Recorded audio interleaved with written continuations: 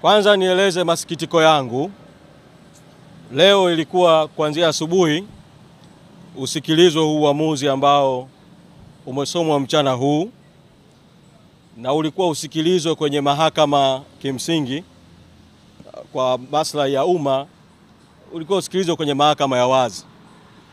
Lakini tumefika hapa kuanzia asubuhi, tumekaa mpaka mchana, kesi haijaanza, na katika hatua ya baadaye tukaambiwa kwamba haiwezekani kusikilizwa kwenye mahakama ya wazi kwa sababu vyumba vyote vya mahakama vina kesi zingine zinazoendelea.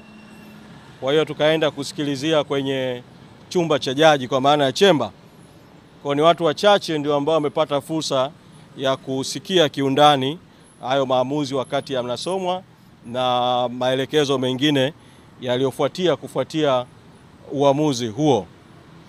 Sisi tunaamini wakati jaji anapanga tarehe ya kesi ya leo, mfumo wa mahakama ulipaswa uwe umepanga utaratibu ambao ungesababisha mwingiliano huu ambao umesababisha hali hii iliyosababisha. Kwa hiyo ni rai yangu kwa mahakama, wakati mwingine ambapo mahakama inapanga kesi, mahakama itende haki na haki ionekane ikitendeka kwa wengi.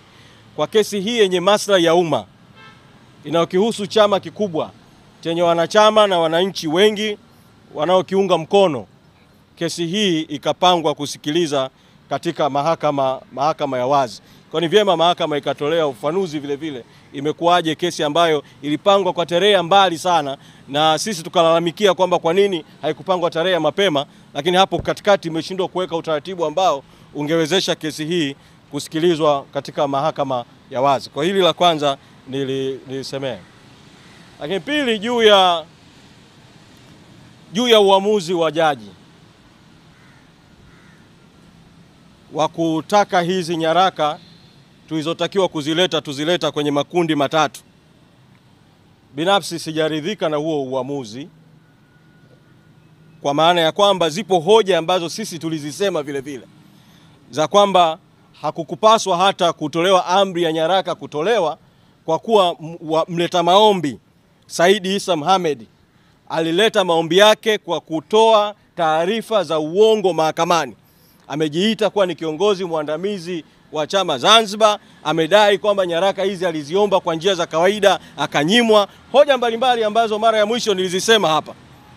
Hoja hizi katika uamuzi ambao jaji ameusema kwetu kwa muktasari hazikutolewa kabisa maelezo ni kwa nini hakuzizingatia, sababu tunaamini kama angezizingatia, manake hata hii amri ya kutoa hizi nyaraka katika makundi matatu, hii amri nayo isingetoka, kwa sababu maombi hayo yote ya discovery yangetupiliwa mbali. Sasa jaji amesema uamuzi wake wa kimaandishi atausambaza mchana.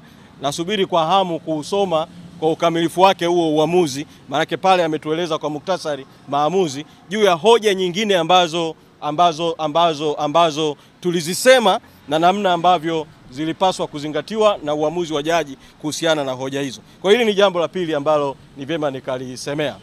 Kwa hizi nyaraka katika makundi matatu, pamoja na kuwa turidhiki na huo uamuzi wa jaji, lakini kwa sababu ni jaji amekushatoa amri na mahakama imetoa amri, tutafanya utaratibu kwa hizo siku 14 alizozisema. Kwa sababu katika hoja yetu mojawapo tulisema kwamba tuna zuio tumewekewa na mahakama tarehe 10 mwezi Juni mwaka 2025. Zuio dhidi ya katibu mkuu, zuio dhidi ya bodi ya wadhamini, zuio la kutumia ofisi, zuio la kutumia mali. Tulisema kama moja ya hoja zetu kwamba utekelezaji wa maagizo ya kuleta nyaraka utakwama kwa sababu tumezuiwa, lakini vile vile watumishi wako nyumbani ambao wangehusika na nyaraka hizo kutokana na zuio la mahakama na matendo mengine ya msajili wa vyama vya siasa. Sasa jaji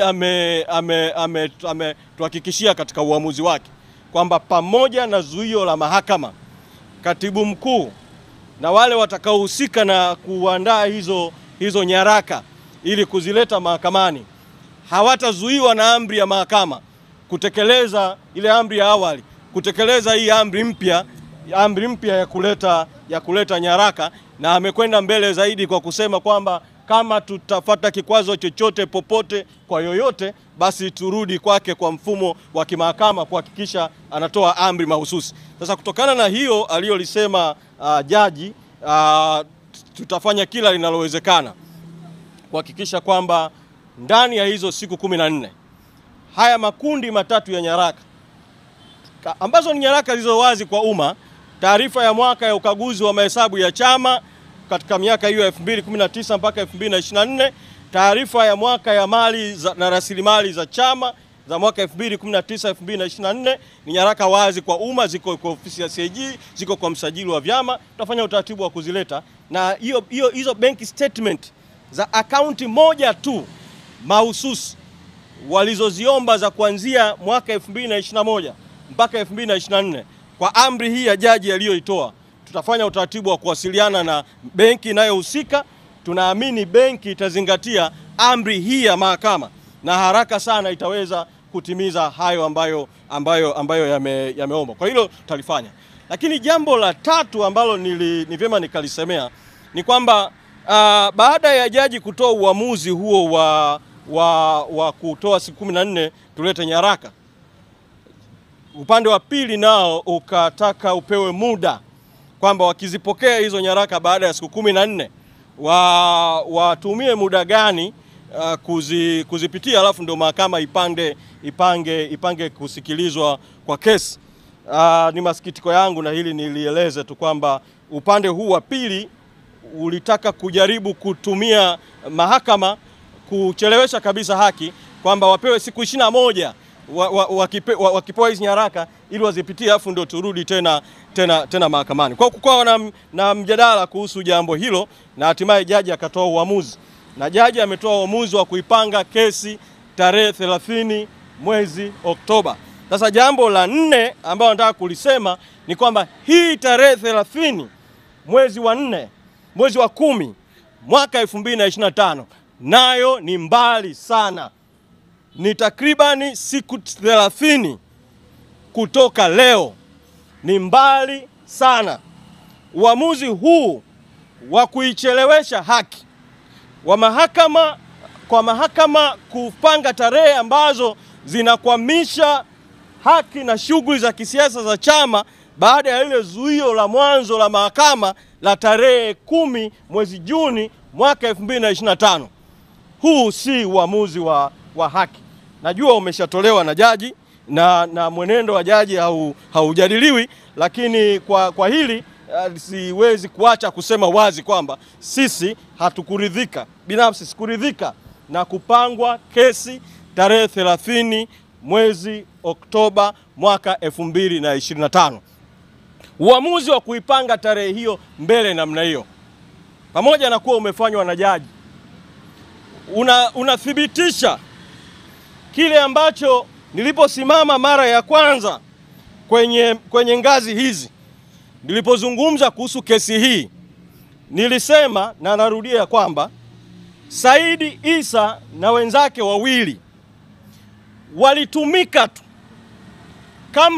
kama nyenzo ya kufungua kesi hapa mahakamani ili kuzuia shughuli za chama kwa hoja zisizo na msingi, ili kufanya chama kisifanye shughuli za kisiasa katika kipindi cha mwaka wa uchaguzi, na kwamba nilisema wakati ule kuwa lengo ni kukwamisha mpango wa chama wa no reforms no election, kwamba wazuie mambo haya mpaka baada ya uchaguzi mkuu, mpaka baada ya tarehe 29 Oktoba.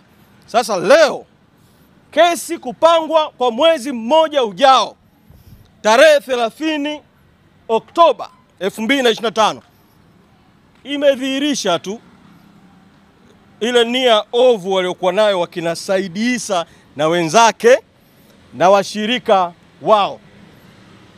Rai yangu mimi kwa wana Chadema na rai yangu kwa Watanzania, nilimsikia rais jana akisema maneno, na hili nisimnukuu vibaya, ni vyema nikayanukuu kama ambavyo aliyasema yeye, rais akiwa Pwani. Rais Samia amesema wananchi wasiogope kwenda kupiga kura.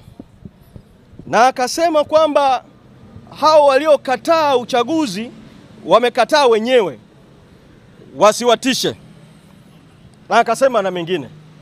Mimi nataka kusema hivi, nataka kumwambia Rais Samia na kumkumbusha na kuikumbusha serikali. Bahati nzuri mimi nilikuwepo kwenye mazungumzo na rais kuanzia tulipokutana Chamwino mwezi Mei mwaka 2022 na nimekuwepo kama sehemu ya timu ya watu watano ya upande wetu ya mazungumzo ya maridhiano tuliozungumza kwa mwaka mzima kuanzia mwezi Juni mwaka 2022 mpaka mazungumzo yalipovunjika mwezi Juni mwaka 2023. Naweza kusema bila ya shaka yoyote, kutokana na yale ambayo nimemsikia rais mwenyewe Ikulu Chamwino na yale niliyoyasikia kwenye mazungumzo ya maridhiano, rais hasemi ukweli. Ukweli ni kwamba uamuzi wa sisi kuamua kuchukua msimamo wa no reforms no election ni baada ya kuona bila ya shaka yoyote kwamba Rais Samia ahadi yake ya 4R ikiwemo reforms ilikuwa ni ahadi ya uongo, ilikuwa ni unafiki, na hakuwa tayari yeye Rais Samia na serikali yake na chama chake cha CCM kufanya mabadiliko na marekebisho yoyote ya kikatiba na ya kisheria ya maana yenye kuwezesha uchaguzi huru na haki.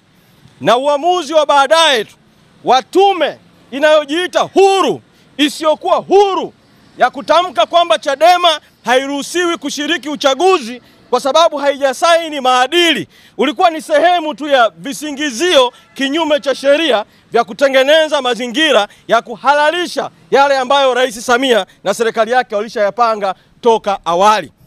Kwa hiyo anayepaswa kubeba mzigo wa lawama kwa wananchi na mzigo wa hasira kwa wananchi juu ya hiki kinachoendelea kwenye nchi yetu sasa, kinachoitwa uchaguzi lakini hakuna uchaguzi kimsingi, ni Rais Samia na chama chake na serikali yake. Na sisi Chadema msimamo wetu, na tunaendelea kuwaomba Watanzania uwe ni msimamo wa wananchi, ni kwamba no reforms, no reforms, no reforms. Asanteni sana.